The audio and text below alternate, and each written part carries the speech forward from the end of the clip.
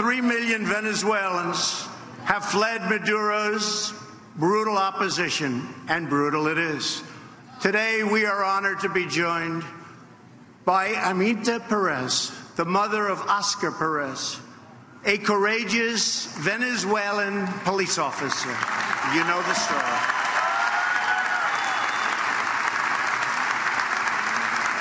In June of 2017, Oscar piloted a helicopter over the city of Baruta with the banner 350 Liberty, a reference to Article 350 of the Venezuelan Constitution, which states, "The people of Venezuela shall disown any regime, legislation, or authority that violates democratic values or encroaches upon human rights."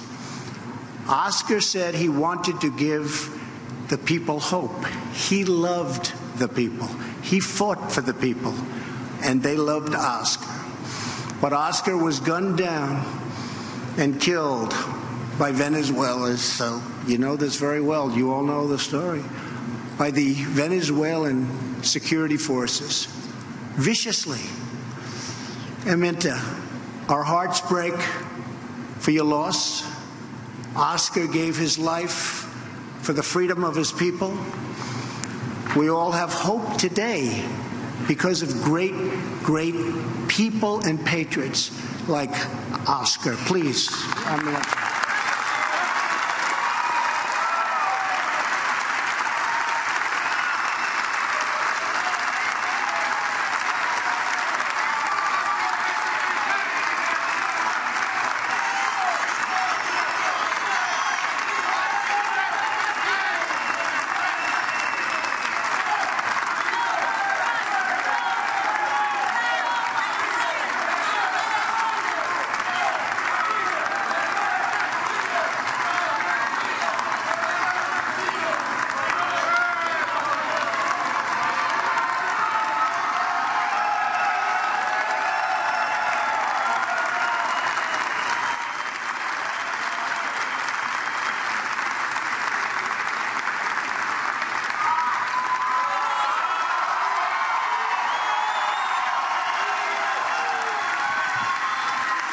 I said, how about saying something in Spanish?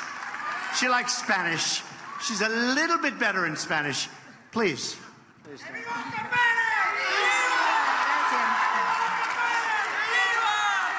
Gracias, señor presidente. Me disculpan si se me salen las lágrimas. Lo que pasa es que hoy uno de mis hijos, otro de mis hijos, que también fue asesinado, está de cumpleaños hoy. Y entonces, bueno, pero estoy acá más que todo estoy con el presidente solicitando ayuda humanitaria.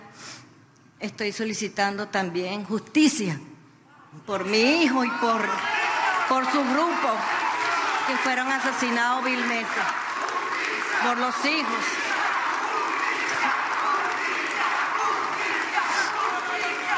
Y también para continuar con el legado de Oscar, que parte de eso somos todos nosotros. Y vamos a continuar con la lucha hasta ver nuestra Venezuela libre y poder regresar a nuestra madre patria. Gracias.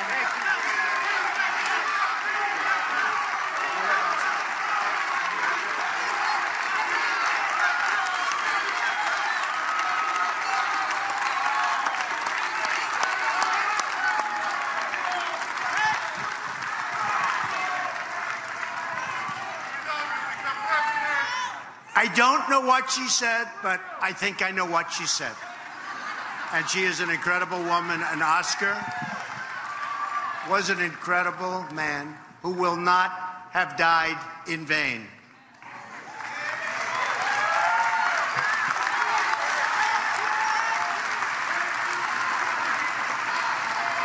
A few weeks ago, on January 23rd, Venezuela's National Assembly invoked the Venezuelan Constitution to declare the President of the National Assembly, Juan Guaido, as the country's legitimate leader.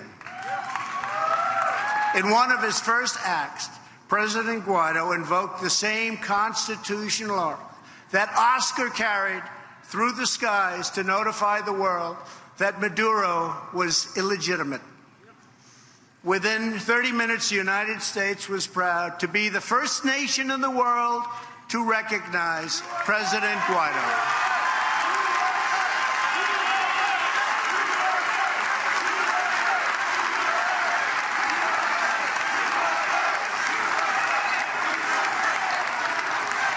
And by the way, John Bolton is here. Where is John? Working hard.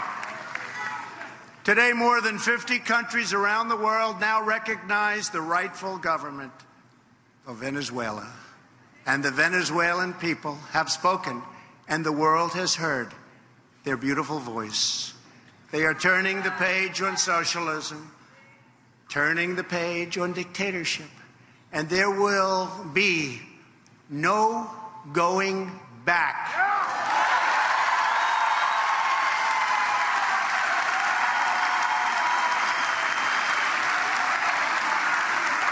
Peace-loving nations are ready to help Venezuela reclaim its democracy, its dignity, and its destiny. All the nations in our hemisphere have shared interest in preventing the spread of socialist tyranny. Socialism, by its very nature, does not respect borders. It does not respect boundaries or the sovereign rights of its citizens or its neighbors. It's always seeking to expand, to encroach, and to subjugate others to its will. The twilight hour of socialism has arrived in our hemisphere, and frankly, in many, many places around the world. The days of socialism and communism are numbered not only in Venezuela, but in Nicaragua and in Cuba as well.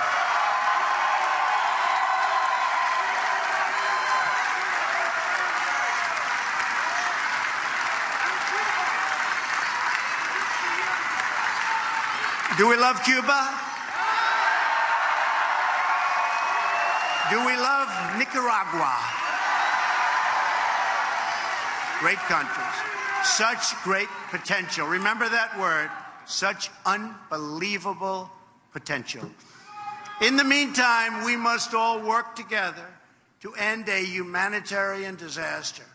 As we speak, there are truckloads filled with hundreds of tons of desperately needed humanitarian supplies, stopped at the borders of Venezuela and waiting to help the millions and millions in need. 2 days ago, the first U.S. Air Force C-17, that's a big, beautiful plane, landed in Colombia, loaded with crucial assistance, including thousands of nutrition kits for little Venezuelan children. Unfortunately, dictator Maduro has blocked this life-saving aid from entering the country. He would rather see his people starve than give them aid, than help them. Millions of Venezuelans are starving and suffering, while a small handful at the top of the Maduro regime plunder the nation into poverty and into death. We know who they are, and we know where they keep the billions of dollars that they have stolen. Incredibly, there are members of the Venezuelan military still barely supporting this failed dictatorship. They are risking their future. They are risking their lives and Venezuela's future for a man controlled by the Cuban military and protected by a private army of Cuban soldiers. Maduro is not a Venezuelan patriot. He is a Cuban puppet. That's what he is.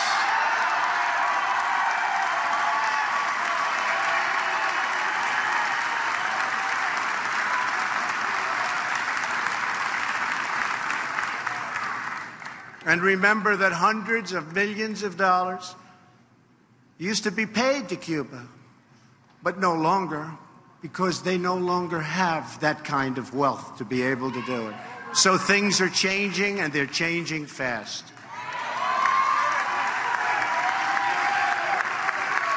And today I have a message for every official who is helping to keep Maduro in place.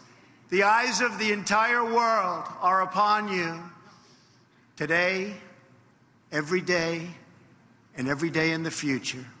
You cannot hide from the choice that now confronts you. You can choose to accept President Guaido's generous offer of amnesty to live your life in peace with your families and your countrymen. President Guaido does not seek retribution against you, and neither do we.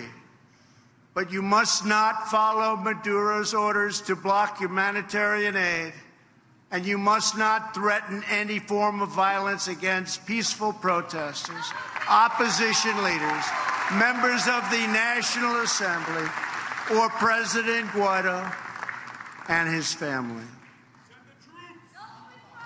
We seek a peaceful transition of power, but all options are open.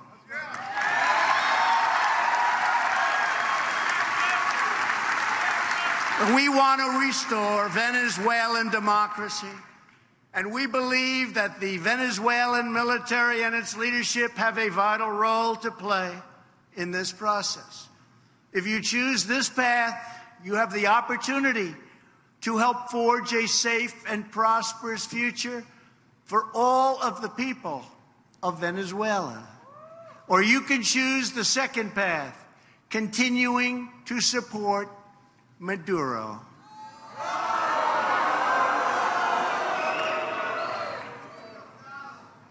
If you choose this path, you will find no safe harbor, no easy exit, and no way out.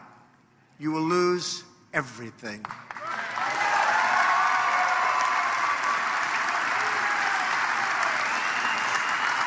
So today I ask every member of the Maduro regime, end this nightmare of poverty, hunger, and death for your people. Let your people go. Set your country free. Now is the time for all Venezuelan patriots to act together as one united people. Nothing could be better for the future of Venezuela, and nothing could be better for the future of another captive nation, Cuba, than the rebirth of freedom and democracy in Venezuela.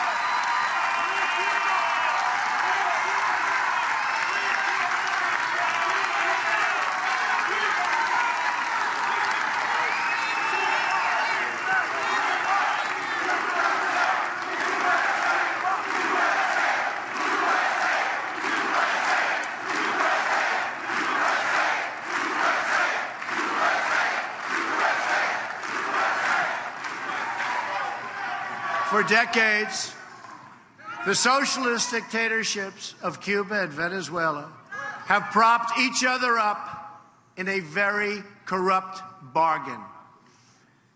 Venezuela gave Cuba oil. In return, Cuba gave Venezuela a police state run directly from Havana.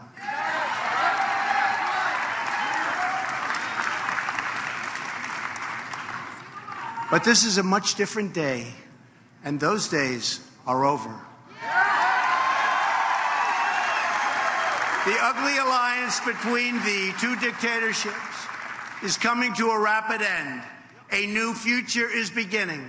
All of us in this arena, and thousands and thousands and thousands of people outside, you have to see it, are united because we know the truth about socialism.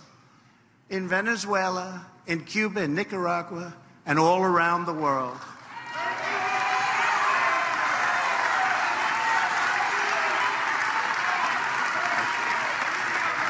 Socialism promises prosperity, but it delivers poverty. Socialism promises unity, but it delivers hatred and it delivers division. Socialism promises a better future, but it always returns to the darkest chapters of the past. That never fails. It always happens. Socialism is a sad and discredited ideology rooted in the total ignorance of history and human nature, which is why socialism eventually must always give rise to tyranny, which it does.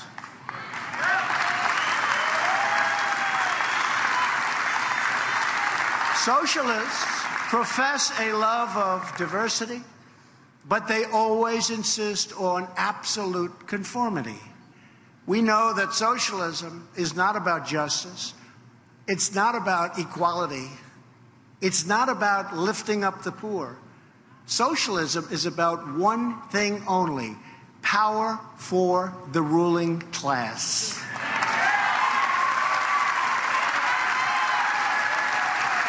And the more power they get, the more they crave. They want to run healthcare, run transportation and finance, run energy, education, run everything. They want the power to decide who wins and who loses, who's up and who's down, what's true and what's false, and even who lives and who dies.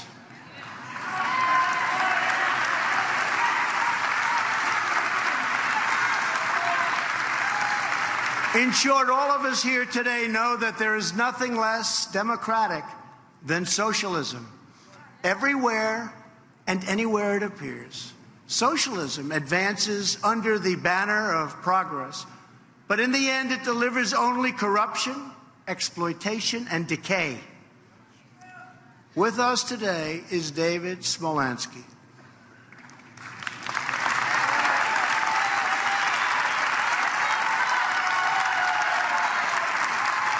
David was one of the youngest mayors in Venezuelan history when the Maduro regime removed him from office and issued a warrant for his arrest.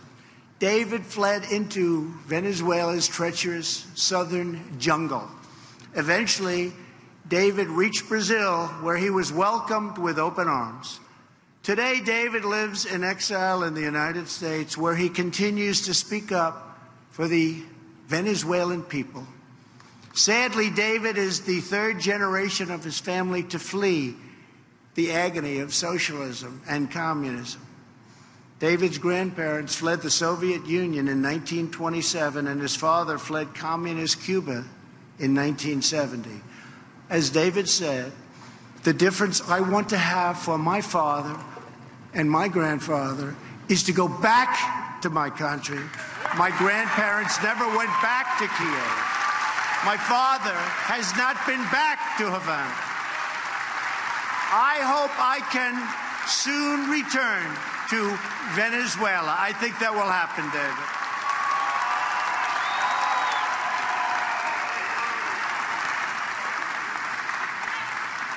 Thank you very much, David. I think it'll soon happen. Your courage, David, is an inspiration. And not only David, many of the people in this room, you've been through much. But you see it coming to the end. You see it really coming to an end for the first time. For the first time, you're seeing it. Because the United States, a true great nation, is behind you.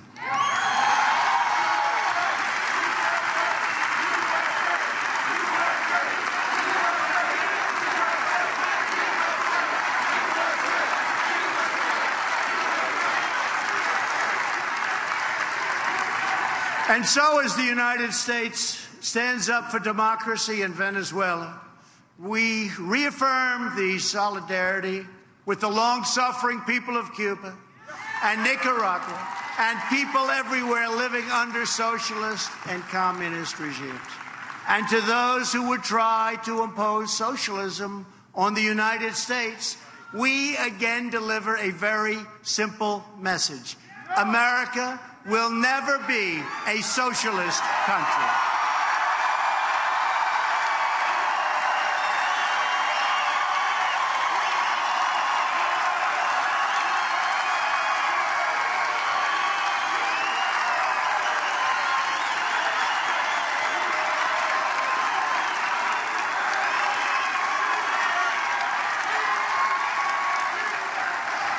We are born free, and we will stay free now and forever. We know what freedom can do in Venezuela because we have seen that future right here in Doral. We know what freedom can do in Cuba because we have seen that future right here in Miami. We know what freedom can do in Nicaragua because we have seen that future in Sweetwater.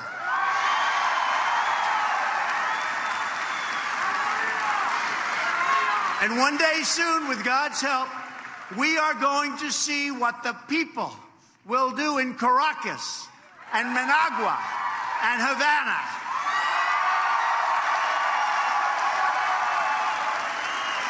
And when Venezuela is free, and Cuba is free, and Nicaragua is free, this will become the first free hemisphere in all of human history.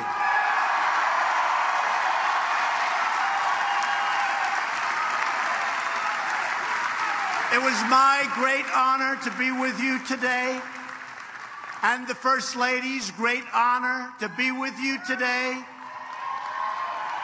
We are winning. We are winning on every front. Thank you. God bless you. God bless the people of Venezuela. God bless the people of Cuba. God bless the people of Nicaragua. And God bless the United States of America. Thank you very much. Hello, everyone. I'm Dana Perino, and you're watching The Five. President Trump was speaking in Miami, where he warned against the dangers of socialism. The president saying America stands with the people of Venezuela and stressed how socialism has ruined that country. The biggest reaction coming when President Trump declared, quote, America will never be a socialist country, which, Jesse, was the great line from the State of the Union speech. Right. Saturday is a critical day. This is when the humanitarian aid that is on the border, that they're going to make a move to try to get it into the country, and the Venezuelan people, especially the army from under Maduro, has a choice to make. Yes, and the Greg Gutfeld show will be following that closely on Saturday as that develops. I think this was a twofer. You know, this was a foreign policy and domestic policy speech. You know, you want to attack socialism abroad and at home, and I think he did that very nicely. He cast socialism as a philosophy that's dying and cast himself as the leader of a movement that's ushering in change and more futuristic and hopeful, and really slickly melded socialism in Venezuela with socialism here in America. When he was describing socialism as an ideology, he's talking about rigging elections. He's talking about a borderless nation. He's talking about seizing wealth, controlling industries, and using institutions to punish political enemies. He said those very same things about people here at home, and he's using that rhetoric to kind of mold in people's minds socialism abroad and here in America. The president, Greg, has taken great pains to make sure that the Europeans were supporting Guaido over Maduro, but when he speaks, he has the most words and the strongest words. He's the most powerful speaker. This is why having Trump in the White House now, whether you love him or hate him, is important, because remember, President Obama was absent during the Green Revolution. He was absent with Hugo Chavez, and he was there for Cuba, so it's nice to have this difference. No one explains. He said that socialism is dying. Except here, right? It's not dying. It's because here, our campuses do nothing to explain why socialism keeps failing. Its toxic premise is that it's centralized. Capitalism, it's very simple. Capitalism, decentralized. So if one little part goes wrong, only that part suffers, but everything else is fine because of individual rules. With socialism, it's centralized, meaning if the top rots, everything rots, which is why the Maduros and the Chavezes and every socialist Castro before them, they plunder and they don't profit because they're the only... You can't create a profit. All you can do is take. So that's the key difference. And if somebody could explain that to a high school student, socialism would be dead in a second. Katie, Maduro, the disputed president, still has support around the world. And it's not a slam dunk yet. Not yet. There's about 50 countries in the world that are supporting Maduro, 65 that are supporting Guaido. The UN is still recognizing Maduro. Those advocates for human rights and dignity are still recognizing Maduro. But I thought it was interesting to see the president talk about socialism never happening here. And the reason why is because, as Reagan said, socialism is never, or freedom is never more than one generation away from extinction, and you have to fight for it. So the people in Venezuela are fighting against socialism there for freedom, and people in America are going to have to fight to keep socialism out of America. Democrats today called on President Trump to offer temporary protected status for Venezuelan refugees. Juan, what do you think of that? I think it's a good idea. I mean, there's no defending Hugo Chavez or Nicolas Maduro. I think these guys are essentially tyrants. And I think that you can see the consequences and the quality of life in the country. It's interesting that Mr. Trump, who is, always antagonistic to the idea of America playing a role on the world stage, is willing to get involved here, which invites some questions and doubts, because as Katie was picking up on about the UN, the reason that I think people are slow to do this is you don't want other countries determining the leaders of another country. That's seen as sort of intervention that's not acceptable. And President Trump has had that idea when it comes to places like, incredibly, Syria. But here, I think, to Jesse's point, he sees some political advantage at home. I will get into it later, but I think on that point, that's ridiculous. You can be convinced of both things. So we're gonna. But you know who hates this? Russia. And China. Yeah. There goes the collusion. Russia and China, who are holding up the UN support, of course. Yes. All right, another twist in the Jussie Smollett case. We have the breaking details with Greg next. Shall we call it on Smollett? The police no longer consider Jussie Smollett a victim. Q faces covered in egg. Two suspects who were apparently wearing Make America Great Again hats, though that has not yet been officially confirmed. I'm disgusted by people who wear hats that say MAGA. Make America Great Again. I don't like that it's being put out there in the media that this is a possible hate crime. Right. And the media has really cast so much doubt on his story, which I find so personally offensive. And Senator Cory Booker said the vicious attack on actor Jussie was an attempted modern-day lynching. It's coming from the President of the United States. He's dog whistling every day. Danny, this is a horrible story.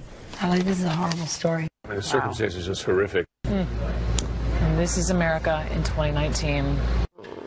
This is America in 2019, right? And here I thought it was Pence's fault. It feels impossible to not feel this way right now with the president and the vice president, Mike Pence, who wishes I couldn't be married. Let's just be clear. Connect the dots. This is what happens. If you are in a position of power and you hate people and you want to cause suffering to them, you go through the trouble. You spend your career trying to cause suffering. What do you think is going to happen? Loved her in Juneau. Meanwhile, we kept quiet. Sure, the idea of Trumpers wandering in sub-zero Chicago at 2 a.m. carrying bleach and a noose, attacking some actor from a show they don't even watch without taking his phone, wallet, or sandwich seemed about as real as me joining The View. But Smollett was the perfect victim for a media that deems any skepticism heresy. That's why these hoaxes are not rare. It's the press orgy that attracts them. Now, looking dumb, the media circles its wagons. At CNN, they claim that only the celebrity press fell for this. Oh, yeah? Try CNN, The Washington Post, the LA Times, BuzzFeed, the Huffington Post, the Daily Beast. They're terrible. Rolling Stone, Slate, ABC, poor Newsweek. They ate it all up. CNN says Smollett's actions set back the movement. No, it didn't. Maybe it set back the hoax crime movement, and that's good. Perhaps the media might think first, so we'll have fewer hoaxes, but don't count on it. The media says no one should be pleased by the events, that fake hoaxes hurt real victims, but they never mention the groups who are falsely accused. Seriously, this could have led to real violence against them. Instead, the press, they parrot two lines. Even if this crime isn't true here, it's got to be true somewhere else. And how awful are the conservatives for pouncing on this now? Sorry, if you're sad that this turned out to be a hoax, it's only because your network, your paper, and your assumptions were wrong. Me, I'm pleased. A hate crime fell apart, which once again proves we are less racist than the media wants us to be. I say once again because so many hate crimes are reported, then they go unreported once they're exposed as hoaxes. And those hoaxes, they are easy to find, though the media wishes you wouldn't look. They want you to forget them like they do every day so they can commit the same damn mistake tomorrow. I'd urge everybody to go check out Andrew Ngo, his tweet.